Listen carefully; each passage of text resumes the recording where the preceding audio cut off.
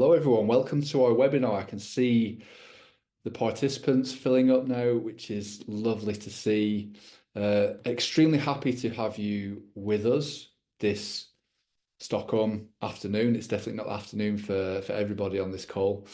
But before we get going, can we just check that everything's working okay? Could you drop me a little comment in the chat just to let me know where you are checking in from, so we can see that you can hear me properly, you can see the beautiful slides, and just that we know that everything is going smoothly before we jump into today's webinar.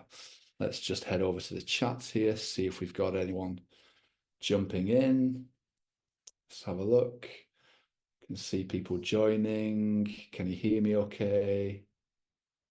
Just let me know. See who have we got there. Okay. Brilliant. So the chat there is where we're going to have all the questions. If you have any questions during this webinar, pop them in and we will answer them at the end. I will put them to Tim. And now it's time to head over to the webinar, the main presentation. It's my great pleasure on behalf of Ebba Biotech, or Amytracker series, to welcome Dr. Tim Audas to the floor. He's the Associate Professor and Canada Research Chair in Cellular Stress at Simon Fraser University in British Columbia, Canada, looking at the role of non-coding RNAs in the extracellular stress response. I'm really excited to listen to his talk today and see how he's been using Amytracker. So thank you very much for getting up so early, Tim. Over to you. Great. Thanks. And thanks everyone for joining us today, and Ebba Biotech for hosting this webinar series. So I'm going to tell you a little bit about the work we're doing at Simon Fraser University, which is nestled on top of the beautiful Burnaby Mountain in Vancouver, British Columbia. Now, my talk today is really going to explore the concept of amyloid aggregation. And I think amyloids have evolved over the last few decades to the point where this protein structure may actually be gaining some traction as the third conformation that many proteins can adopt within a biological setting. I'm sure most of you are familiar with the first two conformations. Newly synthesized proteins in a cytosol or the ER are in an unfolded state. And then the information encoded within their primary sequence, and with the help of the molecular chaperones, they'll eventually fold into the native conformation. And this is really the biologically active state of most molecules. So once they're in the native conformation, they can undertake various cellular and metabolic processes, like I've shown transcription here, and they can travel to different regions of the cell, like the nucleus, the ER, the mitochondria, or other biomolecular condensates, which are membraneless organelles within the cellular milieu. But that third protein conformation is the amyloid conformation. And here, native proteins are going to need to denature a little bit and adopt a beta-rich structure so they can stack on top of each other and form these long, unbranching amyloid fibrils. These amyloid fibrils can cluster together and they can form amyloid aggregates. And I've highlighted biomolecular condensates here because when you're looking down the eyepiece of a fluorescence microscope, superficially an amyloid aggregate and a native protein aggregate look very similar. But those that contain native proteins are going to have very different biophysical properties and different functionalities. And so to distinguish them, it's really important, and you have to rely on their biophysical characteristics. And I've highlighted the unique elements that distinguish an amyloid aggregate from a native condensate.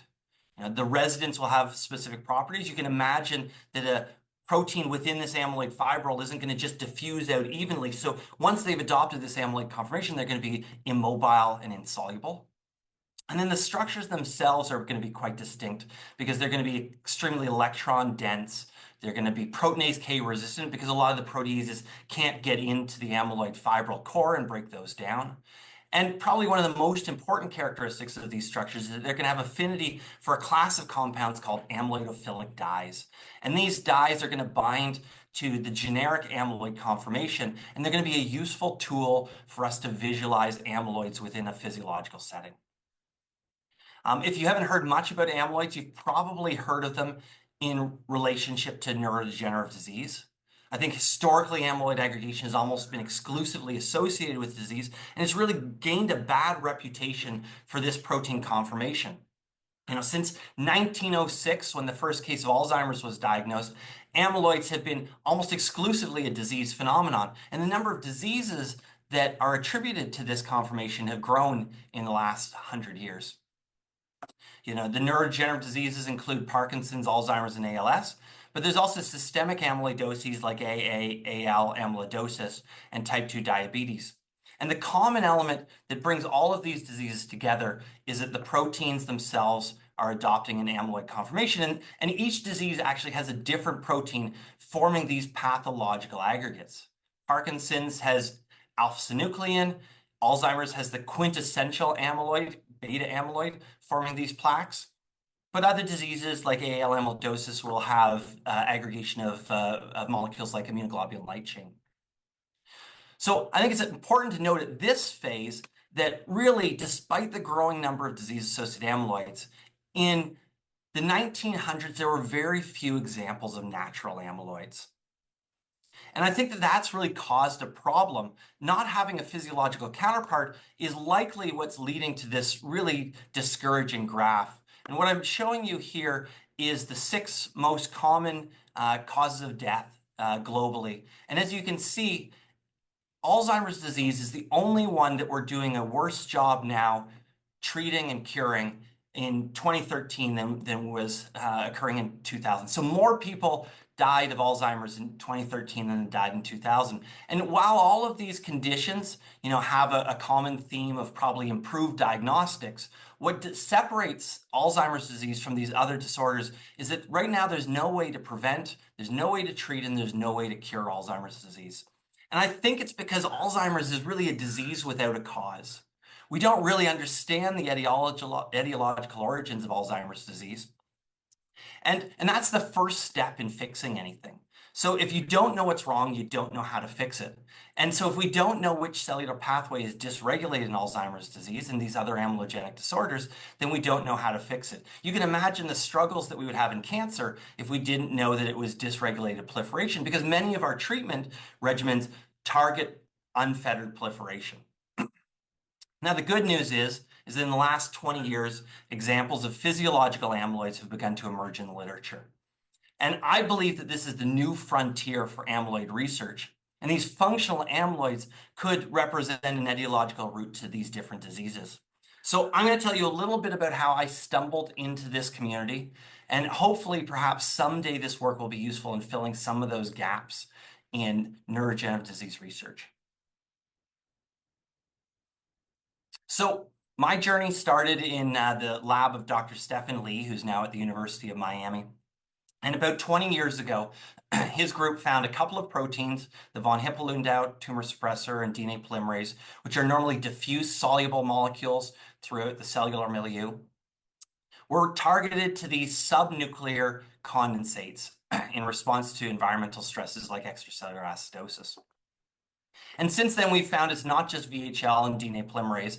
There's actually hundreds of proteins within these condensates. But at the time, what Dr. Lee's group noticed was that these condensates had some unexpected biophysical properties. And when he compared these condensates to every other condensate that he looked at in the cell, what they noticed was that this is a FRAP analysis, and you can see that something like paraspeckles, if you photo-bleach a protein within the paraspeckles, the signal returns. And what that means is that the proteins are moving within the structure and they're moving in and out of the structure. And that demonstrates that these are dynamic molecules moving within those condensates. That was quite different for the VHL-containing foci, because VHL is normally a dynamic mobile molecule when it's in untreated cells floating around the cytosol. But when it's targeted to these VHL-containing foci, it immobilizes within those structures. And that immobilization corresponds to an insolubilization, where we can see that there's very little insoluble VHL in untreated conditions, and there's quite a lot of insoluble VHL in the treated cells. And at the time, this was around 2005, Dr. Lee and his team really didn't know what was causing these proteins to adopt these unexpected biophysical properties. And considering how I led off this talk, I suspect that you know where this is going. But at the time, physiological amyloids really weren't established in the literature. But we reasoned perhaps VHL was adopting an amyloid conformation. And so we took those biophysical characteristics I told you about earlier, and we turned that into a biological checklist to demonstrate that VHL was forming an amyloid within a mammalian cellular setting. So the proteins, as I've shown you, are immobile and insoluble when they enter these condensates. Do they adopt the amyloid conformation? Do they have the capacity to do so? Well, the answer to that appears to be yes. We used a couple of classic assays. So here we have bacterial inclusion bodies, and it's been shown that bacterial inclusion bodies, that the proteins that enter those structures actually adopt an amyloid conformation. So VHL itself, when it's expressed in eukaryotic cells, will form inclusion bodies, and those inclusion bodies are amyloid-like in nature. And we can prove that because when we extract those inclusion bodies and run X-ray diffraction on them, we get that classic amyloid X-ray diffraction profile of 4.7 and 10 angstroms, which is representing the distance between the beta sheets within the stacks of amyloid fibrils. We also took peptides for VHL, and we grew them within a test tube. And you can see that the VHL peptides form fibrils just like the quintessential beta amyloid fibrils that we can see here. So the residents themselves have the biophysical characteristics that are needed to demonstrate that they can be amyloid aggregates. But what about the condensates? And what we can see here is that the condensates are actually, by TEM, extremely electron-dense structures. And these electron-dense structures very much are reminiscent of the plaques that are found in Alzheimer's disease. So these plaques are found in the patients of Alzheimer's disease, and you can see that they parallel the structure of these TEM plaques for the VHL-containing condensates.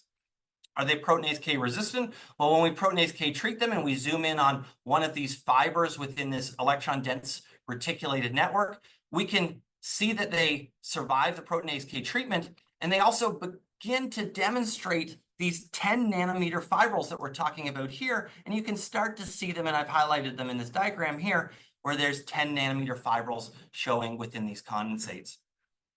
I think the most important characteristic of an amyloid is its ability to bind amyloidophilic dye. And that's certainly the most useful characteristic in studying these structures in the future. And so do these VHL-containing condensates have affinity for the amyloidophilic dyes? And when we first did this study back in 2016, we found that it associated these VHL condensates associated with all of the classic amyloidophilic dyes that were out there in the literature. And since Amytracker came on the market in 2020, we've also tested Amytracker. And what we can see is that the commonality between all of these dyes is that there are these subnuclear condensates that are co-localizing, well, I'm not showing it here, but they're co-localizing with these VHL-containing foci. Now, all amyloidophilic dyes aren't created equally. And one of the key characteristics of a useful amyloidophilic dye is it has good signal above background. And so we did some back of the envelope calculations on that. And what we can see is that while they do associate with the VHL-containing foci, many of these dyes have quite high nucleoplasmic background when you're comparing the signal to the nucleoplasmic signal. And many of these dyes also have a really high cytoplasmic background when you compare it to, say, the Congo Red or the Amytracker, which have quite a low cytoplasmic background. So based on all of these biophysical properties, we decided to name these condensates amyloid bodies, or A bodies for short. The holy grail of anyone who works with a condensate, whether it's an amyloid or a native protein condensate, is really to establish what the biological role of it is. So I'm going to just briefly tell you that A bodies induce a state of cellular dormancy. So when an A body forms, you can see here, the cells actually halt DNA proliferation, DNA replication, halt proliferation. And it's important to separate sort of the A body component of a stress response from the broader acidotic stress response pathway. And so we did this same assay in a cellular setting where we knock down these amyloid bodies using a non-coding an siRNA. And what we found is that it restored DNA replication, it restored proliferation, showing that the A bodies were actually the controllers of this dormancy phenotype. Now, I've described that amyloid bodies have almost all the same biophysical characteristics as those pathological plaques that we talked about earlier in my presentation, but there's one really exciting difference between A bodies and pathological aggregates, and that's that these structures are completely reversible. So if we watch with Amytracker, we can see that we form A bodies when we expose them to extracellular acidosis, but when we remove that stress, the amyloid aggregates actually disassemble within a cellular setting, which I think is a really fascinating phenomenon because the cell has the capacity to break down proteins when they enter this amyloid state. Biologically, when the cells recover and the amyloid bodies break down, the cells leave the dormant state and they return to a proliferative state as well. So not only is the amyloid aggregation reversible, but the dormancy is reversible as well. So in the last few years, as I've been working in my lab, we've done a few other things. We've identified hundreds of proteins that are targeted to these functional amyloids, identified different stresses that induce these amyloid bodies to form. We've mapped the evolutionary conservation of these A bodies, and we can find them in species as diverse as yeast and humans. And we've also demonstrated that the A-body constituents themselves can directly sense the changing environmental conditions, and their local changes in protein conformation will allow them to stack and form into these amyloid aggregates. But one of the areas that we've really struggled with is identifying sensors and signals of this A-body biogenesis pathway. And to understand a lot of these processes, people rely on doing biochemical assays. And one of the most famous biochemical assays in the amyloid community is this in vitro thioflavin fibrillation assay, where they take a pathological amyloid protein like beta amyloid 1-42, and then they use thioflavin, an amyloidophilic dye, to watch it fibrillate in a tube. And we can see as time, this is in minutes, we can see over time that that protein is fibrillating quite rapidly. Now, what we really had wanted to do for a lot of years, but we were unable to do, was try and apply this same methodology to a cellular setting and create an in cellulo fibrillation assay. And we couldn't do this because really the amyloidophilic dyes that were available to us didn't pass a few important criteria. Most of the amyloidophilic dyes are not membrane permeable. Many of the amyloidophilic dyes won't work at a wide range of pH, and some of them are quite unstable. And one of the other characteristics we wanted the amyloidophilic dyes to have the ability to not overlap with the different excitation emissions of perhaps other dyes or other fluorescent proteins we were using in the cell. And so when Amytracker came along, we found that it actually met all of these characteristics. In particular, it was a membrane permeable dye that was photostable and used across a number of wavelengths because you could get different Amytracker 480 or 680. And so we took our cells, we applied pH 6 media to the cells, which is an acidosis treatment, and we allowed the cells to induce A bodies over time. And we used Amytracker to map and track the fibrillation. And what we can see is we can actually follow the fibrillation kinetics within a cellular setting. And we can see that they actually parallel quite nicely with the in vitro fibrillation kinetics of this beta amyloid 1-42. So what we're watching amyloid bodies form in real time using what I'm sort of calling the in cellulo Amytracker fibrillation assay to parallel the in vitro thioflavin T fibrillation assay. But we want to do one more thing in this experiment, which we thought would be really cool. And that was we wanted to monitor the intracellular pH. And to monitor the intracellular pH, you have to use a dye like this SNARF5 dye. And that SNARF5 dye will excite at two different emission wavelengths. And the relative intensity of those two different wavelengths will indicate what the pH of the cellular milieu is. And so you can see that the emission spectrum of those two different wavelengths for the SNARF doesn't overlap with the Amytracker dye. It does overlap with Congo red and thioflavin and some of these other amyloidogenic dyes. So because we have no overlap, we can actually do both experiments at the exact same time, and we can watch as the intracellular pH goes down as the fibrillation goes up. And what really jumped out to us was the fact that we have this critical intracellular pH threshold that appears to be the pH where we begin to see those fibrillation events starting to occur. Now, since we have an idea of what pH this is actually happening at, we, instead of taking and placing the cells in acidotic media, which is pH 6, and allowing them to acidify the intracellular milieu themselves, we actually took the cells and placed them in media of different pHs, and we added this compound, which is called nigericin, which equalizes the internal and the extracellular pH just by adding the drug. And so we could very closely map what pH precisely was driving A-body biogenesis. And what we can see is, just like what the Amytracker dye was telling us, that an intracellular of pH 6.5 was the critical threshold that was needed to induce the formation of these physiological or functional amyloid aggregates. And so I think that's really cool, and we're continuing this work, and we're looking at more cellular signaling and sensing molecules that really are sensitive to this specific pH threshold that's driving amyloid aggregation.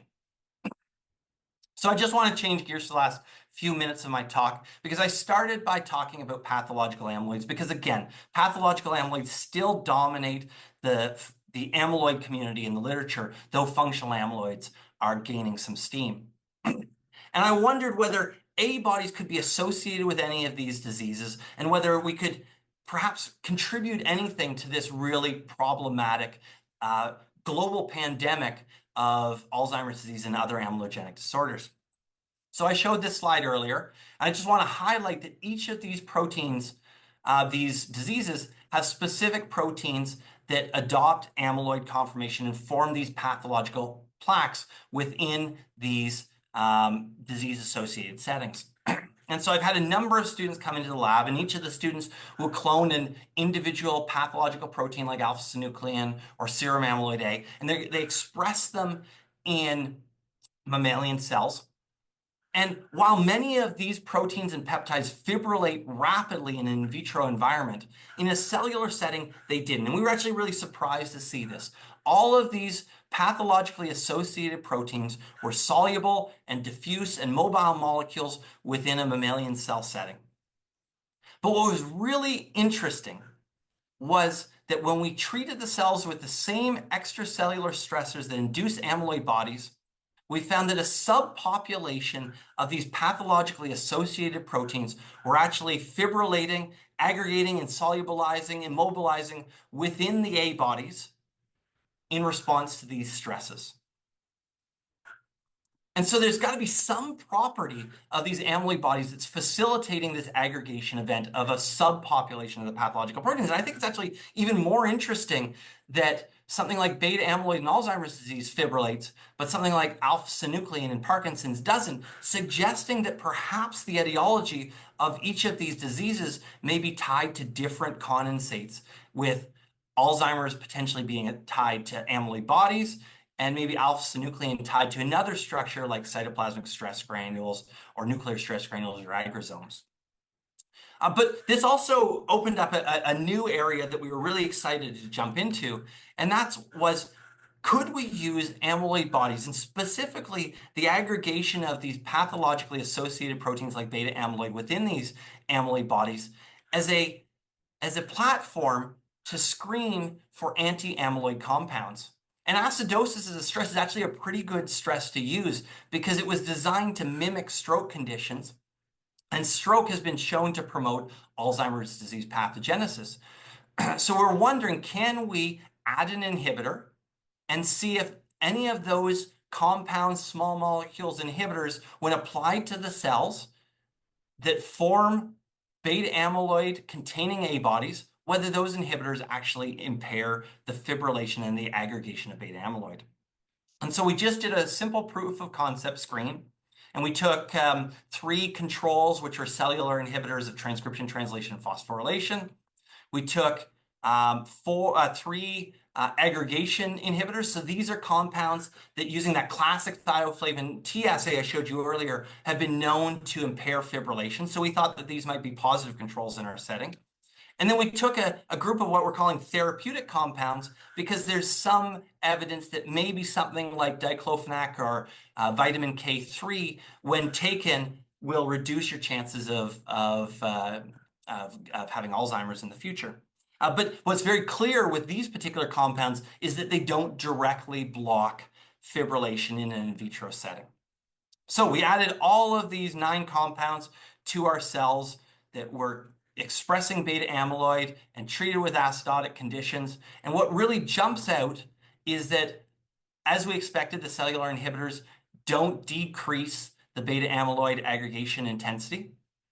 Interestingly, the aggregation inhibitors also had no effect within a mammalian cellular context. But what was really exciting was that these potential therapeutic compounds, and I'll just highlight diclofenac here, were able to actually significantly impair beta amyloid aggregation within a cellular setting.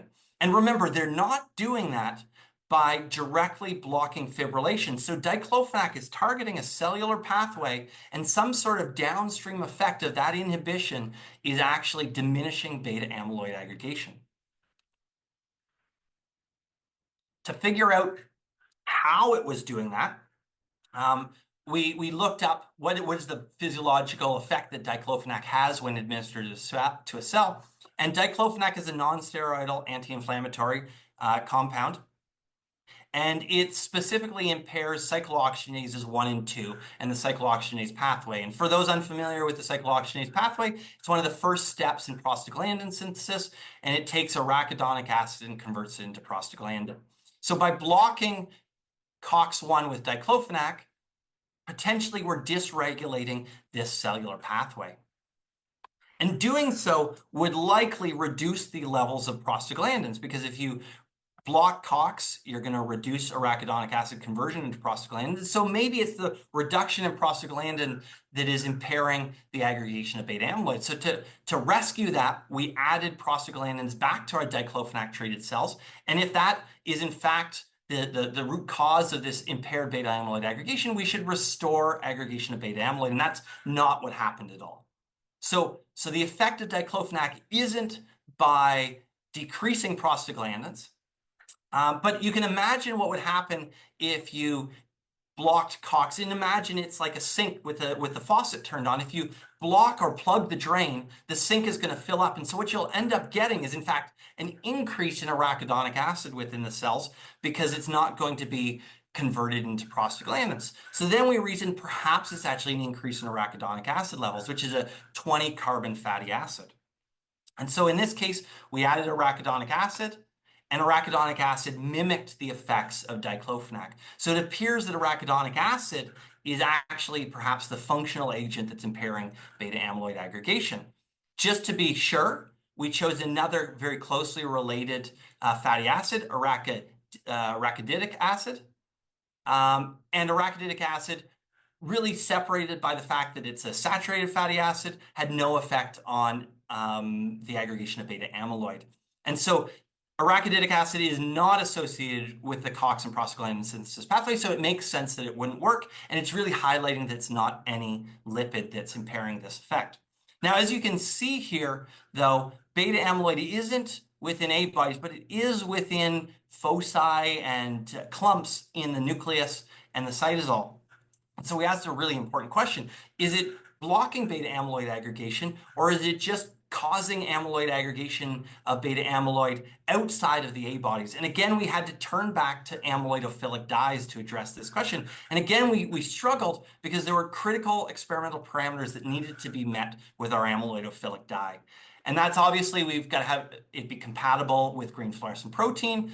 And then it needs to have a faint nuclear and cytoplasmic signal to detect these structures, because we're looking to co-localize these beta amyloid clusters or clumps with the amyloidogenic dye, amyloidophilic dye, excuse me.